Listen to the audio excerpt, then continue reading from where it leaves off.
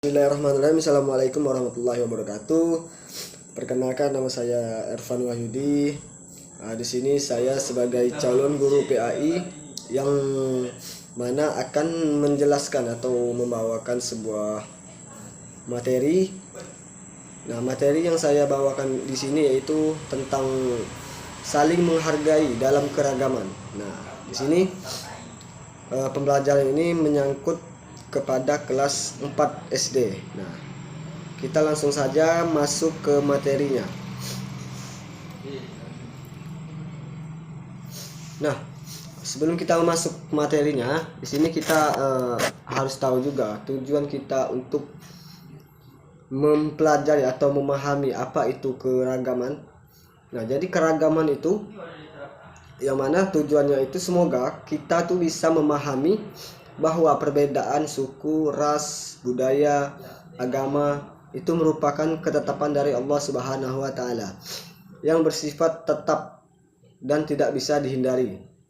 Nah, semoga kita semua bisa memahami dan menyebutkan contoh-contoh keragaman yang ada di lingkungan sekitar kita. Baik itu di rumah, di sekolah, dimanapun di lingkungan masyarakat, di tempat kita berada. Nah, selain itu semoga kita semua bisa menerapkan menunjukkan sifat positif terhadap perbedaan tersebut.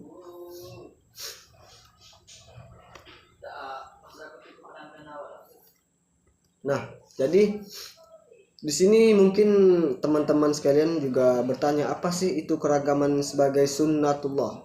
Nah, di sini saya akan menjelaskan.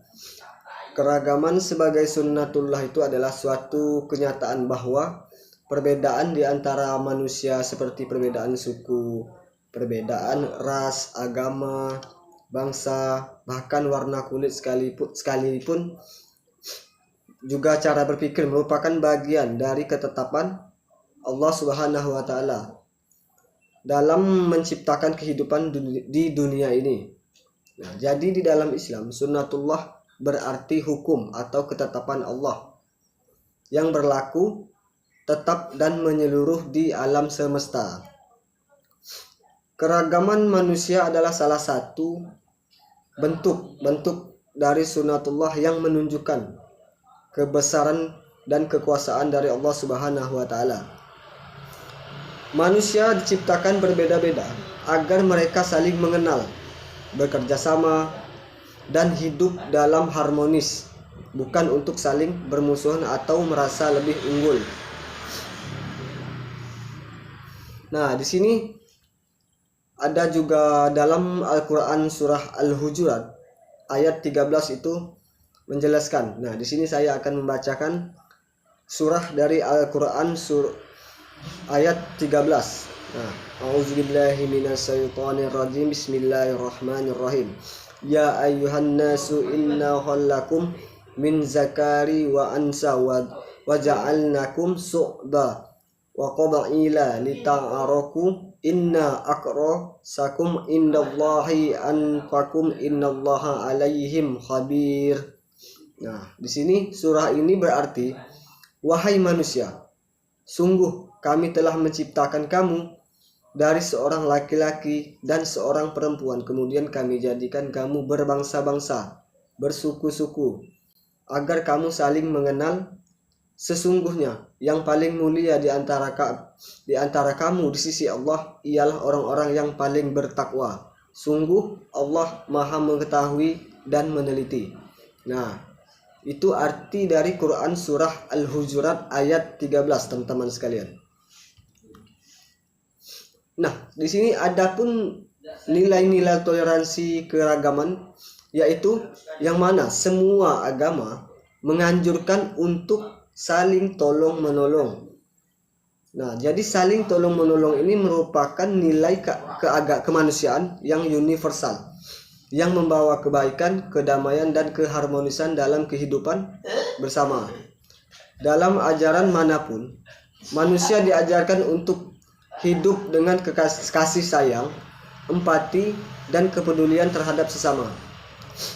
Nah, di sini Rasulullah Shallallahu Alaihi Wasallam juga menganjurkan untuk menghormati keberadaan umat agama lain, seperti non-muslim yang hidup berdampingan di sekitar kita.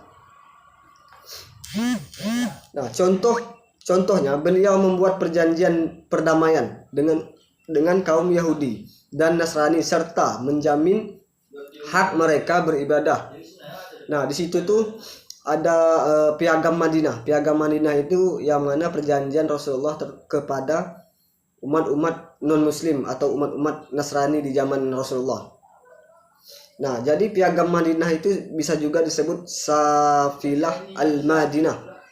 Namun batasan bertoleransi juga ada, yaitu tidak mencampurkan prinsip-prinsip dasar akidah atau keyakinan dan ibadah suatu agama. Hidup rukun beragama dengan saling mengenal dan berinteraksi sesama sebagai bentuk persatuan yang ada di Indonesia. Nah, begitu teman-teman. Nah, jadi di sini dari pembahasan tentang keragaman sebagai sunnatullah, yaitu merupakan bagian dari sunnatullah. Sunnatullah itu sendiri, yaitu yang mana sunnatullah itu ialah ketetapan dan kehendak Allah Subhanahu wa taala dalam menciptakan kehidupan. Perbedaan dalam hal suku, bangsa, bahasa, budaya, bahkan agama adalah suatu yang wajar dan harus diterima dengan lapang dada. Allah Subhanahu wa taala menciptakan keragaman agar manusia saling mengenal, belajar satu sama lain dan hidup rukun di tengah perbedaan. Oleh karena itu, sikap toleransi antar sesama umat beragama, saling menghargai dan bekerja sama dalam keberagaman adalah bentuk nyata dari pengalaman nilai-nilai Islam. Nah, jadi dengan memahami keragaman sebagai sunnatullah, kita sebagai manusia ini diajak untuk bisa menerapkan keragaman tersebut.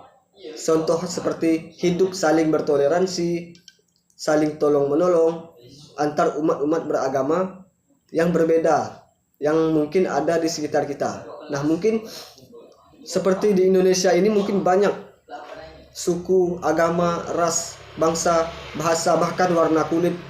Nah, itu banyak yang ada tersebar di Indonesia. Nah, tetapi meskipun perbedaan tersebut nyata adanya, kita sebagai manusia memang diajarkan untuk hidup saling tolong-menolong, saling toleransi.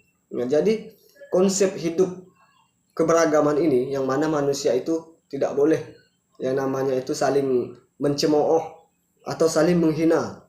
Semisalnya ada di tetangga kita keyakinan agamanya berbeda dengan kita, bahkan warna kulitnya juga berbeda dengan kita. Nah, kita sebagai orang Islam tidak boleh menghina ataupun mencemooh mereka gitu. Karena di sini kita masih menerapkan sifat keragaman sebagai sunnatullah. Nah, bahkan di Indonesia sekaligus pun juga kita diajarkan untuk menghargai atau saling tolong-menolong sebagaimana tertera di Pancasila yang ketiga, yaitu Persatuan Indonesia. Nah, di situ menjelaskan bahwasanya orang Indonesia itu meskipun berbeda-beda, meskipun beragama-agama yang banyak, bersuku-suku yang banyak, tetapi tetap menjunjung tinggi nilai-nilai persatuan, yaitu nilai-nilai Pancasila.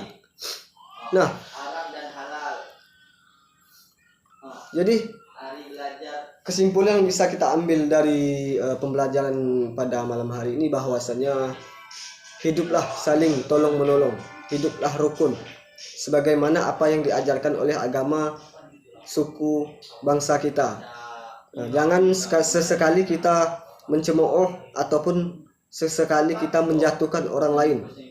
Walaupun orang tersebut berbeda agamanya, berbeda sukunya, berbeda bahasanya, berbeda warna kulitnya, kita tetap harus menjunjung tinggi nilai-nilai persatuan tersebut. Nah, mungkin kawan-kawan sekian pembahasan dari saya sebagai pemateri pada malam hari ini.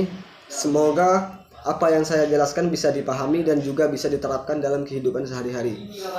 Mohon maaf jika ada kesalahan atau penjelasan yang kurang-kurang mengenakan di hati teman-teman sekalian. Saya akhiri pembelajaran pada malam hari ini. Semoga kita dipertemukan dalam keadaan sehat lagi di kemudian hari dan di materi-materi yang lainnya. Mungkin hanya sekian yang dapat saya sampaikan. Saya Ervan Wahyudi selaku calon guru PAI. Pamit undur diri. Wabillahi taufik wal hidayah. Assalamualaikum warahmatullahi wabarakatuh.